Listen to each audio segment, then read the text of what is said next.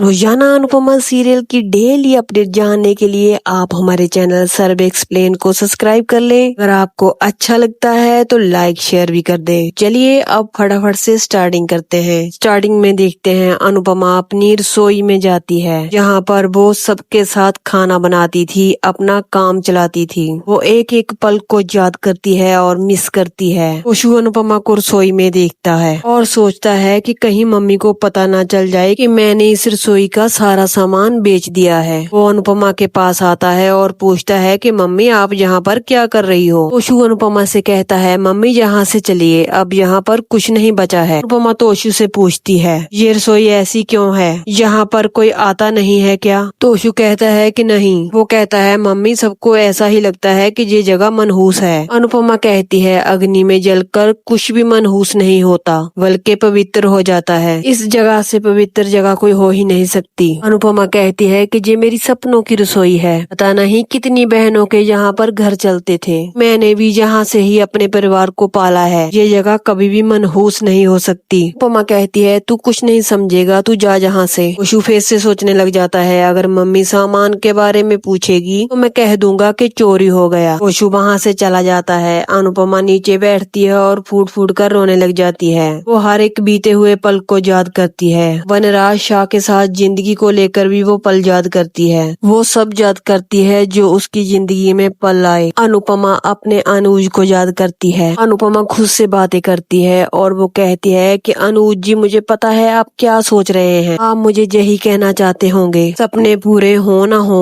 मगर देखने मत छोड़ना। अनुपमा अपनी रसोई को संवारने की कोशिश करती है। आगे हम देखते हैं मामा जी कहते हैं आलू गोभी प्याज के पकौड़े तो मैंने बहुत खाए हैं, मगर गुलाब की पत्तियों के पकौड़े? पंडित मनोहर जी कहते हैं पहले तो कभी ना देखा ना सुना, लेकिन अब केक पर फूल होते हैं, कहीं कहीं फूलों की होली भी खेलते हैं और फूलों की चाय भी पी जाती है। पंडित मनोहर जी कहते हैं हो सकता है कि फूलों के पकौड़े भी बनने लगे हों। मामा जी कहते हैं अच्छी बात ही है, आज हम फूलों के पकौड़े खाएंगे। वहाँ पर बा और बापू जी आते हैं। बा कहती है कि ये दोनों बेवकूफी नहीं बुलक्कड़ भी हैं, जो इन्हें हल्दी और बेसन का फर्क ही नहीं पता है। बा कहती है अंश और प्रार्थना की शादी की हल्दी के ये लोग तो पकौड़े बना देंगे, मुझे जल्दी ही इसको कहीं छुपाना पड़ेगा। अपने भाई के पास आती है और कहती है कि भाई तू यहाँ पर क्या कर रहा है? और मामा जी कहते हैं कि हम आज इन फूलों के पकौड़े बनाकर खाएंगे। बा कहती है कि जब तक ये पकौड़े बनते हैं तुम यहाँ से जाओ, जब ये पकौड़े बन जाएंगे तो मैं भिजवा दूंगी। पंडित मनोहर जी कहते हैं हाँ हाँ चटनी के साथ। तभी बा उन्हें कहती है हाँ हाँ चटनी भी साथ ही भेजूंगी, चटनी के बिना पकौड़े कैसे? आगे हम देखते हैं पराग, कैथी और वसुंधरा कोठारी खाना खा रहे होते हैं। पराग अपने हाथों की ओर देख रहा होता है। वसुंधरा कोठारी कहती है कि अपने हाथों की हल्दी को शगुन की हल्दी मत समझो और उसे खाना खाने के लिए कहती है। आगे हम देखते हैं कि अनुपमा का घर पूरी तरह सज जाता है। अनुपमा मन से बातें करती है और कहती है कि दुल्हन हल्दी से नहीं अपने माँ बाप के प्यार से सजती है। अनुपमा कहती है हम जितने मर्जी प्यार से प्रार्थना को हल्दी लगा ले, उसके चेहरे पर वो रौनक वो खुशी नहीं मिलेगी। अगर वो अपने माँ बाप की एक ही झलक देख ले तो वो खुश हो जाएगी। अनुपमा सबको आवाज लगाती है और कहती है कि जल्दी बाहर आइए, कब तक तैयार होते रहेंगे। आगे हम कुछ डांस और हंगामा देखते हैं। बा प्रार्थना को देखती है कि वो दरवाजे की ओर देख रही होती है। बा समझ जाती है वो अभी भी अपने माँ बाप की वेट कर रही होती है। बा अनुपमा को कहती है अनुपमा टूटे हुए रिश्ते इतनी जल्दी से नहीं जुड़ते। अनुपमा कहती है जो टूटे वो कांच, जो रूठे वो रिश्ते। अनुपमा कहती है बा ये रिश्ते हैं खून के, ये रूठ सकते हैं मगर टूट नहीं सकते। अनुपमा बोर्ड पर दिखाती है कि सब्र, शुक्र और सुकून लिखा होता है और अनुपमा कहती है कि सबको सब कुछ नहीं मिलता जिंदगी में, अगर हमें जितना मिलता है उसमें हमको सब्र करना चाहिए। तभी तोशु कहता है बिल्कुल मम्मी सही कह रही है, कोठारीज आए जाना आए मगर हम लोग तो एंजॉय कर ले। तोशु कहता है जब राजा और परी की शादी हुई थी तब तो हम एंजॉय कर ही नहीं पाए, जब आर्यन और माही की शादी हुई थी तो कितना हंगामा हुआ था। ये सब सुनकर माही सैड हो जाती है और अनुपमा के दिमाग में फिर वही बातें आने लग जाती हैं। अभी मामा जी कहते हैं वो सब तो ठीक है लेकिन मेरे गुलाब के पकौड़े कहाँ हैं, मुझे गुलाब के पकौड़े खाने हैं। कि और तोशु कहते हैं गुलाब वाले पकौड़े? भी जसप्रीत कहती है मामा जी गुलाब के पकौड़े नहीं प्याज के पकौड़े होते हैं। मामा जी कहते हैं मुझे पता है गुलाब के पकौड़े भी होते हैं। कहती है आप लोगों को पकौड़े भी मिल जाएंगे लेकिन उससे पहले हम रस्म शुरू करते हैं। राही सोचती है मम्मी की वजह से ही आज पापा अपनी बेटी की शादी में नहीं आ पाए। वहीं पर अनुपमा भी अपने दिमाग से बातें करती है और कहती है मुझे ऐसा लगता है पराग जी जरूर आएंगे इस शादी में। पिता के लिए बेटी क्या होती है ये सिर्फ पिता ही जानते हैं। देखते हैं गौतम बहुत परेशान होता है। उसके पास वसुंधरा कोठारी आती है। गौतम उसे कहता है वहाँ पर नाच गाना चल रहा है और वहाँ चाचा चाची प्रेम और राही सब लोग वहाँ से वीडियो अपलोड कर रहे हैं। गौतम वसुंधरा कोठारी को वीडियो दिखाता है। वसुंधरा कोठारी कहती है मुझे ये सब कुछ नहीं देखना है। गौतम कहता है आपके देखने या ना देखने से ये शादी रुक नहीं जाएगी। गौतम वसुंधरा कोठारी से कहता है मेरा दुख कोई नहीं समझता। मैंने प्रार्थना से इतना प्यार किया अपनी जान से भी ज्यादा। गौतम रोने लग जाता है और कहता है कि मैं ही बेवकूफ था जो अपना घर परिवार छोड़कर यहाँ रह रहा था। कहता है कभी काम के प्रेशर में प्रार्थना पर गुस्सा आ गया होगा। कहता है प्रार्थना भूल गई है उसकी फैमिली के डूबते हुए बिजनेस को मैंने ही बचाया था। कहता है मुझे क्या मिला, मेरे बच्चे पर अंश हक जिता रहा है। अरे मुझे पहले नहीं पता था। तुम कहता है मोटी माँ मैं अपने बच्चे को किसी और के घर में क्यों पलने दूंगा।